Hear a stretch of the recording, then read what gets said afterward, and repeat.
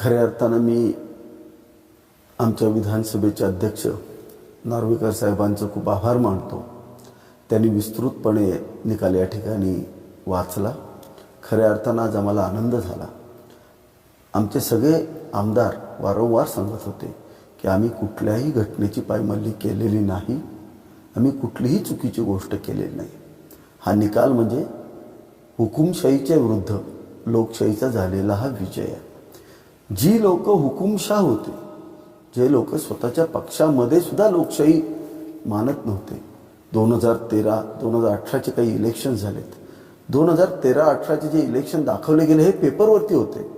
ज्यावेळेला आमचे मुख्य प्रतोद त्या ठिकाणी सुनील प्रभूजींना विचारलं गेलं की तुम्ही मत दिलं का 13-18ला, तर त्यांनी मला आठवत नाही म्हणून सांगितलं।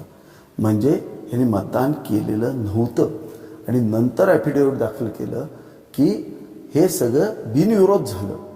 म्हणजे ज्या पक्षामध्ये लोकशाही प्रक्रिया राबवली जात नाही त्या लोकांना भारताच्या लोकशाहीवरती बोलण्याचा अधिकार नाही।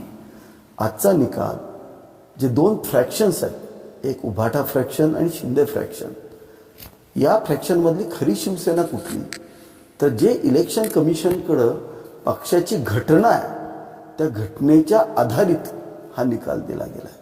त्यामुळं आदरणीय मुख्यमंत्री एकनाथ शिंदेंची जी शिवसेना आहे ही खरी शिवसेना असा निकाल जो इलेक्शन कमिशननं दिला, जो न्यायालयात टिकला, या निकालाला आधारित धरून जर आम्ही खऱ्या शिवसेनेचे आहोत तर त्यांना आम्हाला पक्षातून हाकलून देता येत नाही किंवा पक्षप्रमुख म्हणेल असं चालत नसतं। वारशानं कधीही पक्षप्रमुख पद मिळतं आणि वारशानं कधीही पक्ष चालवता येत नाही। पक्ष हा कार्यकर्त्यांच्या मताच्या जीवावरती, त्यांच्या विचाराच्या जीवावरती चालवला जातो। अशा पद्धतीचा सुंदर निकाल आज अध्यक्षांनी दिलेला आहे। मी त्यांचे खूप खूप आभार मानतो।